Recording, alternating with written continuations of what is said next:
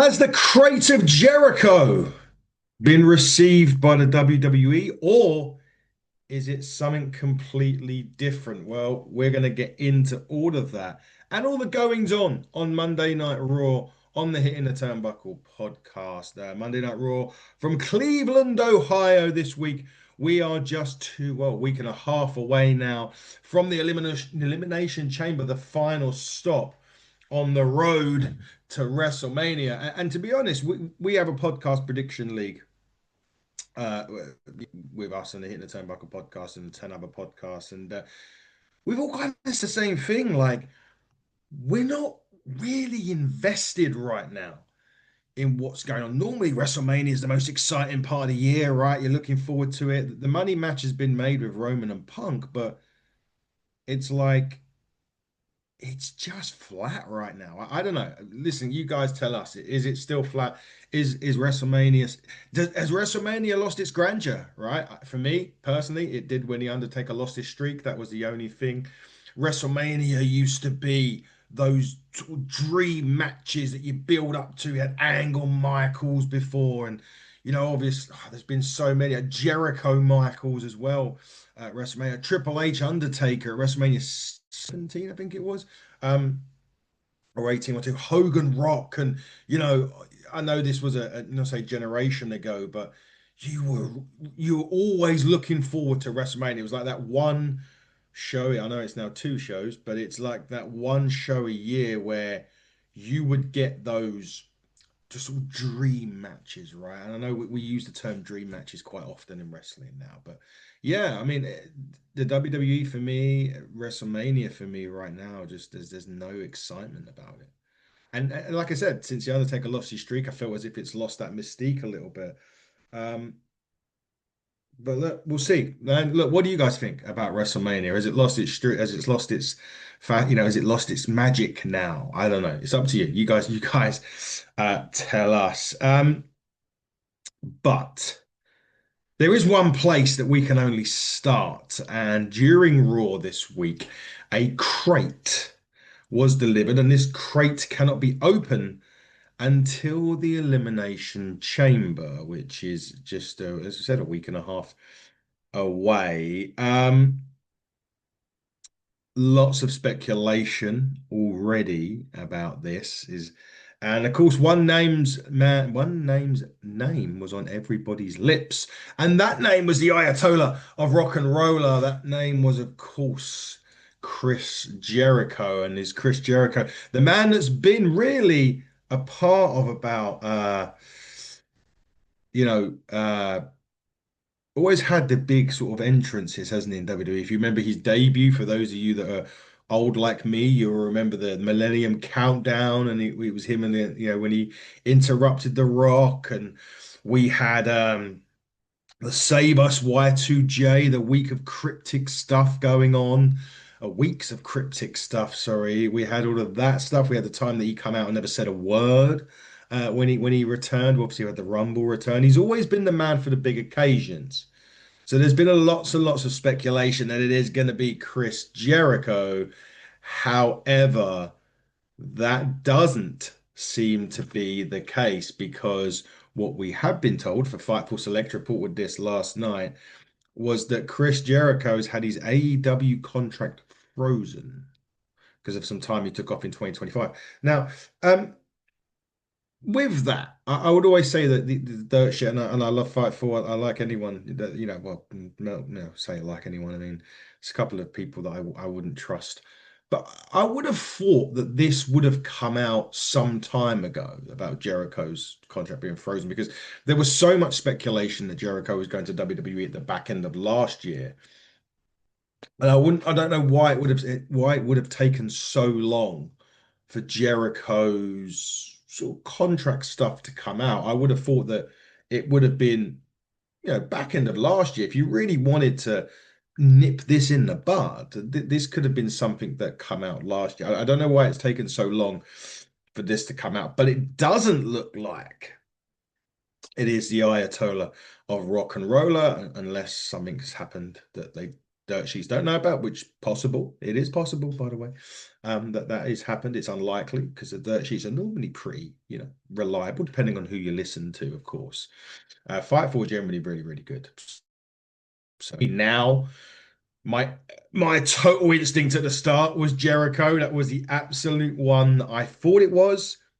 I don't think it is anymore. So it gives us the possibilities as now to who or what is this? I mean, is it the golden egg that Mr. McMahon had during COVID era? Is that going to make a return? I sincerely hope not. Another name that has popped out of the books is Danhausen. Um, that's probably the worst Danhausen impression that you probably ever heard, which is fine. But look, listen, Danhausen is a name that again, there's been a few potential discussions about that. They seem to be high on Danhausen. He's always got some great pops on WWE. Sorry, on AEW, sorry, when he debuted, and every time Danhausen come on the screen in AEW, he was quite a big got a good reaction from the crowd. So I know WWE like him. Is there, and this is difficult now when it comes to who do they fit there? Danhausen will probably be a comedy act on WWE. I look at the comedy acts in the past, like Hornswoggle and people like that, and that's nothing against Hornswoggle. He was a former cruiserweight champion, great wrestler, as well for someone that was, very, very was a midget. Let's be honest. And I feel as if Danhausen in WWE, I can't, I would never see him doing anything that would, of note, perhaps. Just be a funny, some like another Ron Killings, another R Truth, for one of a better phrase. And yeah, and would they put him debuting at Elimination Chamber? I mean, last year the Cena Hill turn has been some, is that too big of a place for Danhausen to debut in the WWE, the Elimination Chamber?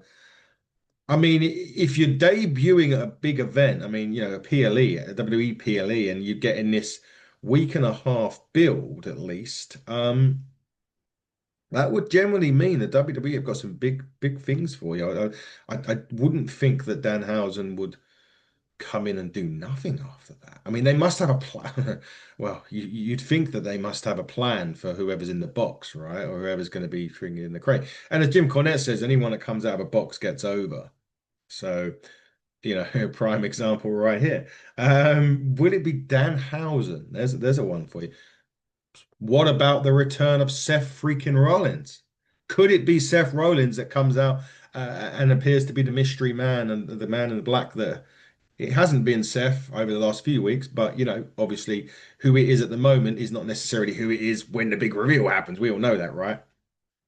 So could it be that the visionary comes back in a crate?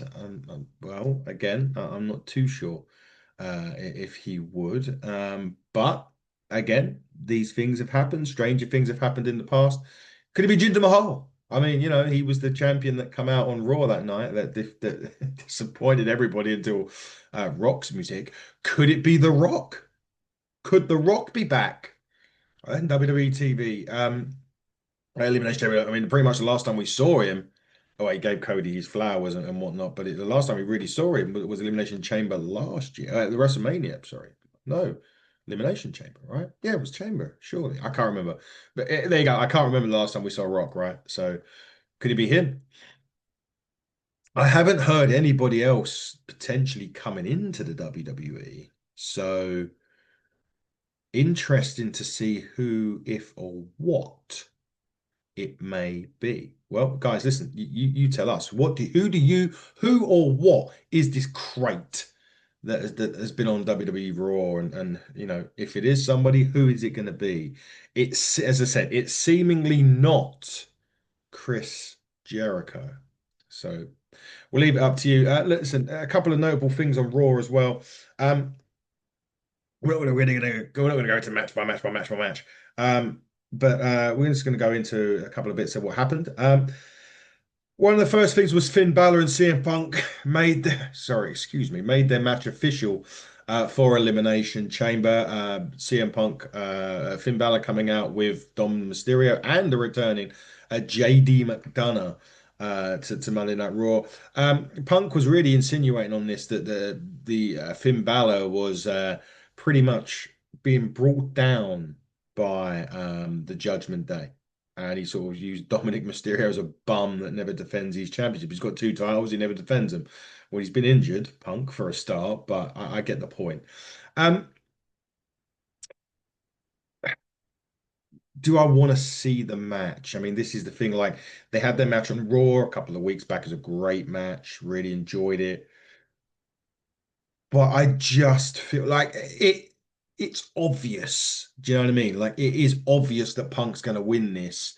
You're not going to go to WrestleMania. Punk and Roman's the money match. That really there's their money match. That's their dream match that they've gone for this year. They're not going to jeopardize that. They're not going to throw a twist in the towel there. Punk is walking out of Elimination Chamber World Heavyweight Champion.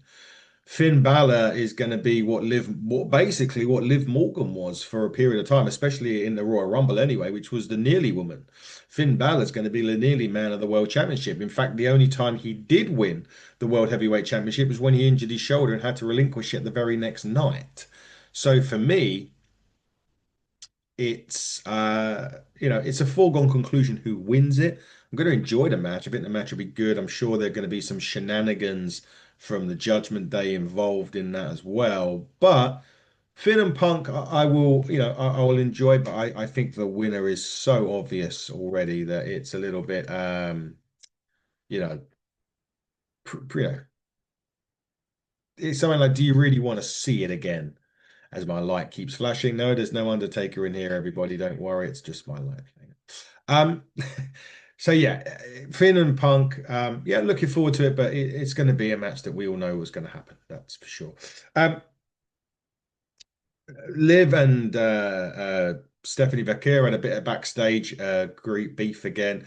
I know Stephanie messed up her lines and that a little bit. Again, a match that Liv Morgan still hasn't chosen who she's going to face yet, which is interesting because the winners of the Elimination Chamber matches will go against the other champions. So currently, right now, the winner of the men's one is definitely going to go and face Drew McIntyre. There's no question about that. It's just whether Roman Reigns is facing CM Punk or Finn Balor. It's going to be Punk, but for the whole point of this, the whole with that. So with the women's one, we're still kind of none the wiser. Liv hasn't really made her choice. Stephanie seems the option that she's leaning towards. They seem to be doing a lot there. She had a little bit with Jade Cargill on SmackDown, but there's more meat on the bones with Vakir at the moment. So the assumption would be that she's choosing Stephanie Vakir.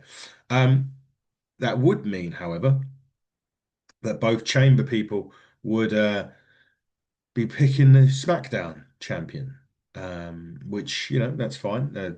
We know Drew's going to be the winner. We know Drew faces the winner of the men's one anyway. That's set. So it would be weird how we wouldn't get the winner of the women's one picking the Raw champion, unless they do, unless they pick the Raw champion before Liv has a chance to decide.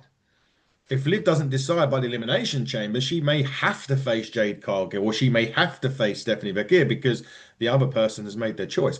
Although you would think that the winner of the Royal Rumble gets first choice. That's how I would see it. You always used to become the number one contender for the World Heavyweight Championship. Now there is two now, but you would think that the winner of the Royal Rumble would have that choice first. Seems fair, right? Well, we'll find out. The Masked Man come back again this week and attack Logan Paul. Gave him the stomp on the table during their match this week. We know, like, we kind of gathering it's Seth. We know that it's not Seth at the minute. I kind of already alluded to that. Is it going to become boring? I mean, I believe it's Grayson Waller at the minute. That's my belief is who's portraying um, this person at the minute. My view is Grayson Waller. Uh, I believe it'll be Seth eventually. The other side to that is Braun Breaker in here with injury, which is a big shame, and I'm sure that's maybe causing a few things to take a bit more time than needed. Or Got a new idea. Literally, mystery man has just come to me. Bad Bunny. There is rumors that Logan Paul and Bad Bunny are due to have a collision course in the WWE at one point. So could it be that the mystery man turns out to be Bad Bunny? Could Bad Bunny be the man in the crate? There you go, people. Problem solved. It's Bad Bunny. Or Kevin Owens. We don't know what's the injury, the prognosis is for Kevin Owens. So could it be Kevin Owens? Giving you a list of names there, people. There, yeah. Bad Bunny just come to me in a dream just now when I was talking about the mystery man, the bland. There seems to be a lot of mysteries going on. It feels like an episode of Scooby-Doo on the WWE at the minute with that. So there you go. There's a mystery man and there's a mystery crate. Um, Bad Bunny could be one of those people. There we go. Also, this week on Monday Night Raw, AJ Lee and Becky Lynch had another, yeah, okay, promo. Look, it's going down it's going down at Elimination Chamber. AJ Lee, Becky Lynch Intercontinental Championship. Surprisingly, that it went on in Elimination Chamber, although it is in Chicago, so there's no surprises there. You know, the hometown of AJ Lee. Um, I think they'll be having another match at WrestleMania. That's my view on that, on the Intercontinental. I really believe either AJ Lee will win it at Elimination Chamber or Becky gets herself disqualified perhaps and then wins it, and then AJ Lee wins it at WrestleMania. Those are my um things. That's yeah, those are my predictions on that. Listen, we're not winning the prediction. Actually, we're second in the prediction league right now. So, we're not necessarily, on top of that. So, but I feel as if that could happen. I really, really do. That's something that's potentially I could see happening for sure. But the match was booked for Elimination Chamber. Yeah, the promo was pretty, just yeah, Becky Lynch losing her mind kind of thing, and yeah, yeah. I'm just not keen. I'm just a miserable old bastard. Sorry, it's just not me right now. It is what it is. Yeah, Again, I'm just not enthralled, and nothing at the moment for WrestleMania is making me go, I need to watch it. I will watch it, of course I will. We're reviewing the damn thing, so I'll be watching it. But that being said, I'm not necessarily enthralled by what's going on there in a minute. So we had that. Then we had a triple threat match to put one of the women into the women's elimination chamber. There's still two left. And this is another thing that's bugging me, right? Obviously, from a prediction league perspective, we're going to be going to the final week, perhaps, of the show before we know the full members of the elimination chamber matches.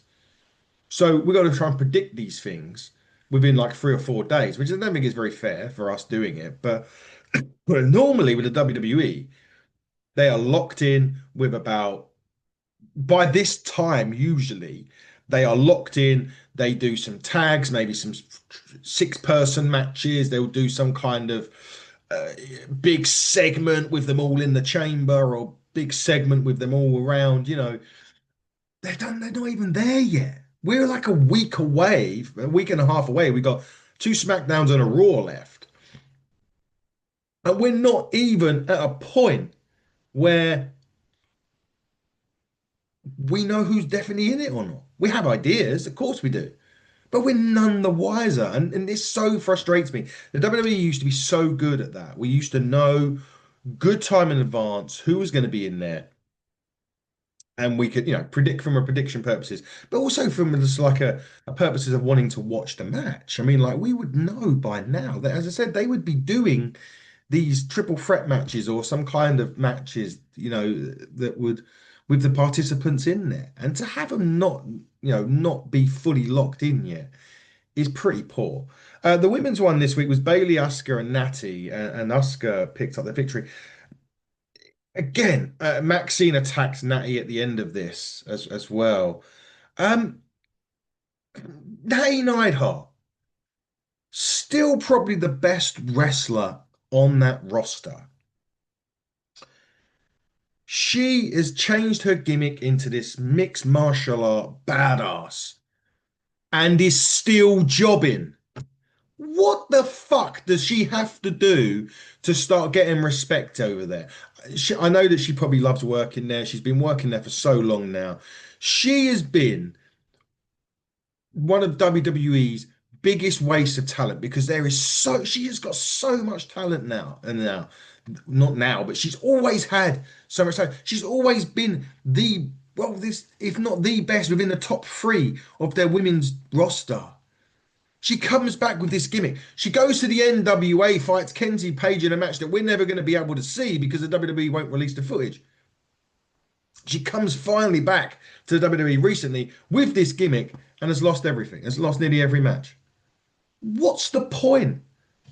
Like, and Bayley's another. Bayley, I'm sorry. Like, Bayley for me, go to AEW. I know that they're signing everyone and their dog at the moment, but go to AEW, please, because you need to do yourself some favor.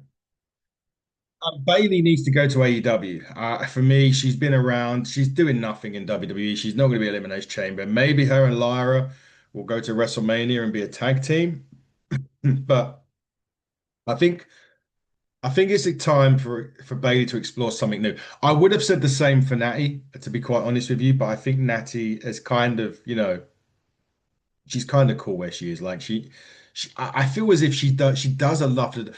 She will be a WWE lifer, because I feel as if the WWE knows what she does outside of it with the dungeon and everything else, and the people they've got coming through, and bits and pieces like that.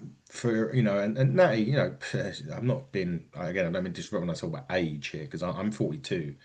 Nattie's 40, I think. And so she maybe knows that the career side of things may be dwindling a little bit. She's still one of the best.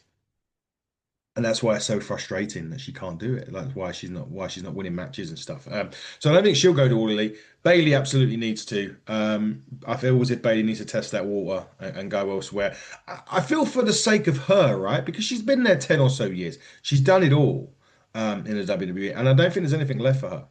I think to go into testing the waters in AEW, like I said, I know they're acquiring every dog and every man, woman, and child living and breathing right now. But I feel as if Bayley needs to go there for the sake of her career, really, and just to try something new and see what happens. And there's a whole new world out there, and that's the beauty of all elite wrestling, right? That there's another company out there that can bring you in and have some really, really good matches. So for me, Bayley needs to go there. Natty will probably stay where she is, but it's just a shame that someone so talented and changing her character the way that she has, and she's losing again. And I know she's kind of maybe the purpose of this character is getting Maxine Dupree ready for a big run again, which is fine, but I just think that there's more. Natty's got so much more left to give in the WWE, and they're not showing it right now. That's my opinion, anyway.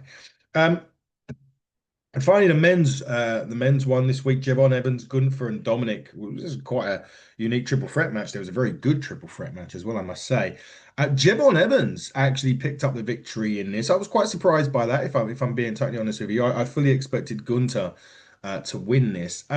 Dragon Lee was the man that prevented Gunther in this match. And next week on Raw, sorry, just quickly, they're honoring AJ Styles, who are in Atlanta, Georgia. Um, they're doing an AJ Styles tribute and all that sort of stuff. Yeah, Dragon Lee flies off the barricade with a bring bell, knocks Gunther out.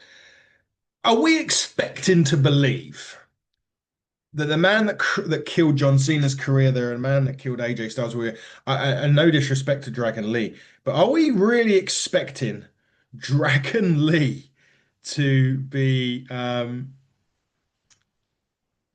the man that dethrones Gunther? Is that the best they got? Again, this isn't a disrespect to Dragon Lee at all, but when you're looking at Gunther, the man that's killed all these careers, and then all of a sudden Dragon Lee comes out, like I don't know, I don't get that. I'm not a fan of it. I'm not too sure that that would be my pick, but hey, look, I don't know. You guys, you guys tell me. Do you honestly think that Dragon Lee would be the man to beat Gunther? And was that the right call? Having Dragon Lee come out and different and cost Gunther the match. I mean, he's going to beat Dragon Lee, right?